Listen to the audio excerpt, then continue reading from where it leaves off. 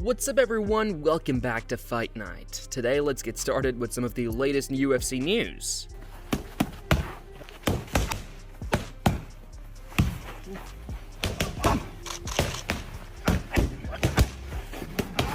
The Brazilian crowd brought massive energy to Charles Oliveira's UFC Rio Open workout ahead of his fight with Mateusz Gamrot, creating an intense and exciting atmosphere. The fans are excited to see their star back and are hoping for his comeback after the recent loss to Ilia Topuria.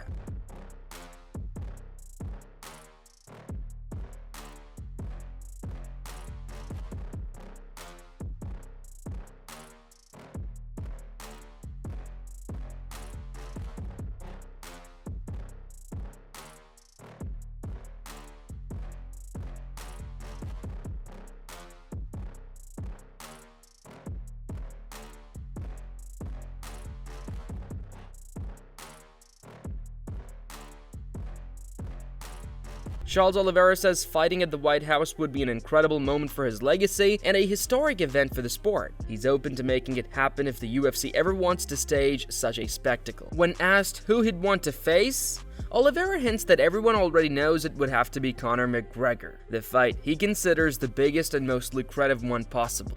Casa Branca é um sonho ainda? Você pensa em lutar nela? O que você acha interessante? Acho que quando a gente fala sobre legado, acho que isso vai ser algo gigante. Por que não fazer uma grande luta lá, né?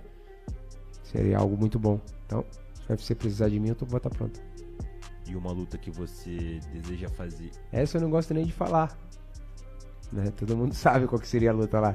Charles Oliveira e Conor McGregor, essa seria a luta do dinheiro. Em que motivo você queria enfrentar o McGregor? Cara, o financeiro. eu acabei de falar agora, eu sou o cara mais verdadeiro que tem aqui. Ele nunca me falou mal. Pelo contrário, eu tô sempre falando bem dele. Mas por que eu quero a luta? Porque daria muito dinheiro pra mim. Essa é real. Só por isso, não tenho nada contra ele, não tenho nada mal dele, é só por isso. Mateusz Gamrot is confident he can beat Charles Oliveira by taking the fight to the ground and forcing a submission. He shows no fear and expects a fast, intense start, but he also wants to trade strikes if needed before shooting for a takedown. Gamrot thinks Oliveira is dangerous on the mat, yet he spots weaknesses in his guard and plans to exploit them to end the fight. I am not afraid anything what Charles wanna bring to the octagon. I expect it's gonna be high pace from the beginning, but like I say, I wanna exchange punch with him. If he wanna be aggressive and go forward, great to me. It's gonna be easy, take him down, and then we start epic fight in the ground. I see he's super dangerous in the ground, but I see some holes for his game, and when I see this, then I go there, and the fight's gonna be over. About what? The last bit you said was I will submit him in the ground. Jamal Hill admires Alex Pereira's rise from humble beginnings, noting how he worked hard to escape his past struggles. Hill highlights that anyone who has fought their way up can relate to that drive and determination, and he finds it motivating and inspiring for his own journey. Yeah, man, shout out to him. He's like, this dude is impressive. Like, this dude is impressive. You can't not be a fan of what he does and what he is. He said something in the face-off before the fight. He said, I don't want to go back to the tire shop. Like, anybody that came from nothing, that grinded to get to this point, they feel that. They feel that. They feel that they don't want to go back to that struggle or where they were whenever they were dreaming of being where they are. You know, so yeah, man. Yeah, man. It's definitely, you can definitely draw inspiration from that. You can definitely draw a lot from that. I was there. You can feel the energy when he won, whenever he got the victory and everything. You know, he set everything on fire, you know. And yeah, that's a good thing. Shout out to him. Keeping the division alive, keeping it exciting, you know, having the biggest star in the sport right now in your division, it does nothing but motivate you. Dan Hooker mentions that he already expected to face Arman Tsarukyan when planning his return. He recalls that Tsarukyan turned down a fight with Mateusz Gamrot, who was ranked lower and coming off a loss, making Hooker the more logical opponent. Given their past tension and rankings, Hooker says it made perfect sense for this matchup to happen. When you were thinking, okay, I'm going to come back, end of the year, all this stuff, was Arman someone that you thought was going to be offered? Was he on your radar? Obviously, we know about the back and forth between you guys, but did you think he would be offered ultimately, or did you think they would offer someone else? Yeah, I thought that was going to be the fight. I know that he was offered Gamrot, who he's lost to, and he turned that fight down. and Gamrot's like obviously someone just ranked outside of me and someone that I've beaten. So I knew between, like, he didn't want to fight Gamrot because Gamrot was ranked so low and coming off a loss. Dan Hooker explains that most fighters in the division avoid Arman Tsarukyan due to the risk involved, and he's the only one willing to fight them. He notes that even top contenders and the champion have legitimate reasons to steer clear, especially due to concerns like weight cuts and timing. Hooker says that since Tsarukyan needed a fight to climb back into title contention, he knew he would be the only one ready to take the challenge. And so I knew that between me and Arman Tsarukyan, that absolutely no one wants to fight the guy. I know that no one wants to take that risk. I knew that some of the bigger name guys, because now they have a reason to avoid him as well. Like, everyone does have a reason to avoid him with the weight miss and things like that. There'll be a lot of like, now the champion has an excuse to not fight the guy. And like a legitimate excuse in that the UFC and you put so much time into something and then a guy pulls out at the weight cut is a legitimate excuse for a champion and the UFC to not put you into a big fight. I knew that he had to fight to get back into title contention. So I knew that this fight, I would be the only person. Dan Hooker also admits that facing Arman Tsarukyan is one of the toughest matchups available, but he isn't interested in taking the easy route. He understands why others look for safer options, yet he prefers to challenge himself against the hardest opponents to prove what he's truly capable of. That would want the most difficult fight. I don't discredit the other guys for picking their battles and trying to find the most least path of resistance, but that's just not the way that I do things. I think that he's the toughest test. I think he's the best fighter in the division, and so that's the way that I want to go. I want to go the hardest way. Mateusz Gamrot focuses on his upcoming fight with Charles Oliveira, but admits that a matchup with Paddy Pimblett could be next.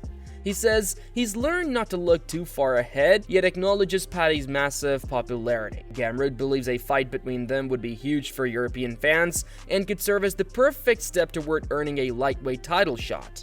I did mistake a couple times when I thinking about what will be in the future, the next one. Right now my focus is the Charles Oliveira. If I pass him, then I can think what will be next. But Paddy is easy money, but he's huge name in the media. So of course, if UFC give me him, I say yes. The same short notice or something like that. He's from Europe, I am from Europe, so for sure this is gonna be the biggest fight in the Europe from the lightweight division. Mateusz Gamrot respects Paddy Pimblett's talent and recognizes how strong the lightweight division is, but he believes his own style would cause serious problems for Paddy. He says that while Paddy is powerful and dangerous on the feet, he's confident his grappling and pressure would expose openings. Gamrot adds that once he handles Charles Oliveira, a future clash with Paddy would be an exciting and entertaining fight for the fans. He's a great fighter, like he proved that the best in the UFC featherweight and lightweight. But I believe like my style is very problem to his matchup. So the first is the Charles, but in the future when I can meet him, it's gonna be really entertaining fight because of course he has heavy hands, is really dangerous in the feet. But I wanna test him in the wrestling, in the jiu-jitsu, so for sure I will be a big problem for him. Paul Hughes believes the referee should have deducted a point after multiple fouls, saying 3 infractions are far too many to ignore. He questions the purpose of having rules if they aren't enforced and also points out a headbutt that went unpunished. Hughes feels the officiating overall was poorly handled and failed to keep the fight fair. Well, look, there 100% should have been a point deducted. I mean, 3 fouls is too many. Like, what's the point of even having rules if you're not going to use them? And that's not including the headbutt, which is obviously, a foul also. I don't think he done a good job there at all. A reporter notes 3 low shots during the rematch and asks if Paul Hughes ever thought he couldn't continue. Hughes explains that the 3rd shot hits him, the hardest and briefly floors him, matching the pain he felt in their first meeting. He says the second strike also lands on him and causes damage, and he is puzzled by why it wasn't called. Hughes adds that sometimes those strikes need a minute or two to recover from, but he never considers quitting. By my count, there were 3 shots below the belt. 2 were acknowledged. The middle one, the referee Keith Peterson essentially said like, no, keep going. Did any of them, I'll be honest, there was one, I think it was the third one. Yeah, like it looked like you might not be able to continue. It looked like you were in that much pain. Was there any point where you thought you wouldn't be able to continue because of these shots? The third one was bad. It definitely floored me. It's funny because it literally was the exact same as the first fight.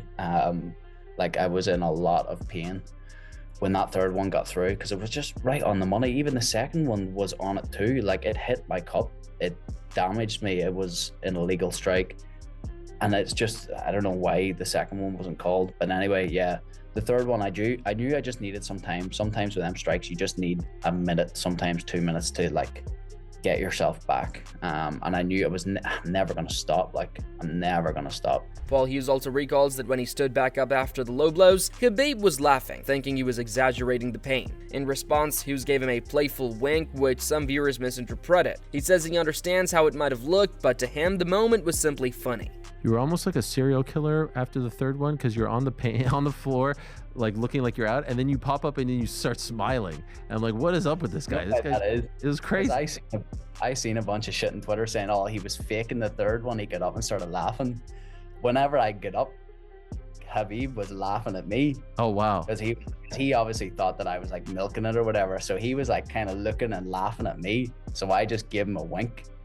Golly. And then I kind of see how people would misconstrue that. But it is funny, like, it is funny. Dan Hooker criticized Arman Tsarukyan, calling him a privileged fighter who competes more for attention than necessity. Hooker contrasted this with his own motivation to fight for his family and warned that he would not tolerate the kind of behavior Tsarukyan showed toward Bobby Green.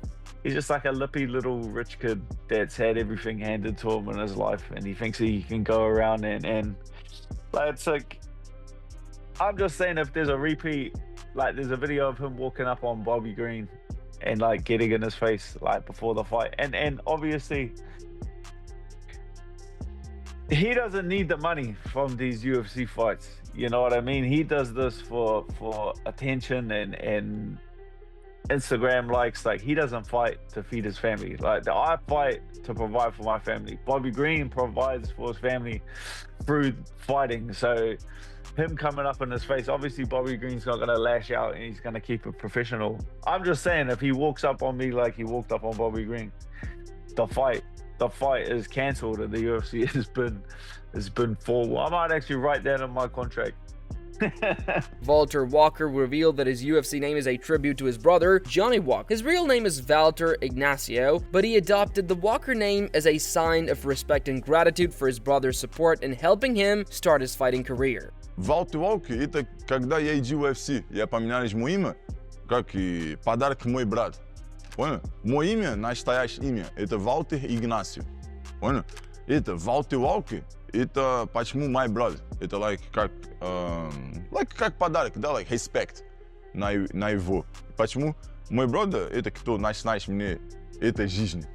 Бог знает, как мой старый брат тоже. Он как мой тренер, он каждый день меня учится, мне помоги. Он тоже как мой старый брат. Walter Walker also shared an interesting habit that he keeps pictures of his opponents on his phone as a motivational tool. When his alarm goes off early in the morning, seeing their faces pushes him to get out of bed and train, reminding him that he needs to be ready just like they are. Это мой соперник, да? Каждый раз, когда я напишу контракт, я делаю это, соперника фото. Alarme, 7 утра. Кодно, ты не хочешь вставать. И ты смотри твой соперника. Он же готов, брат. И ты надо проспать. Carlos Ulberg expresses admiration for Alex Pereira, calling a third UFC title an incredible achievement. He respects Pereira's humility and calmness, relating to him as a true warrior, and Ulberg also hopes their paths eventually cross inside the octagon. I really hope that Pereira gets his third title, because that'd just be massive. He's a good dude. You know, he doesn't trash talk or anything, and I see a lot of myself in someone like him. So he's a warrior, and I really hope that he gets that title, but I also hope that I get to fight him too. TJ Dillashaw is eager to see Merab Dvalishvili rematch Umar Nurmagomedov, believing Umar is one of the few who can challenge Merab's ground game. He highlights that Merab's relentless pace and pressure make his fights exciting, turning wrestling into an entertaining spectacle for fans. You have to shoot on him as well. I think that's a mistake that a lot of guys make, is that they're not shooting on him. Umar did, though. That's why I think I want to see him fight Umar again, right? Because someone needs to take him down and hold him down. Who knows, like, how good his bottom game is? I don't know. It's kind of crazy that usually when you watch a wrestling grappling guy, people hate watching it and it's boring, but not a Merab. He makes it entertaining. Even though all he's doing is taking you down, he makes it entertaining. Yeah, you know? And he fights hard the whole fight. Yeah. He's not just like stalling. He's never stalling. Right. Yeah. So, I mean, great job, great win. That's all for today's video. We hope you enjoyed it. Let us know your thoughts in the comments below, and don't forget to subscribe to our channel for more UFC news and updates.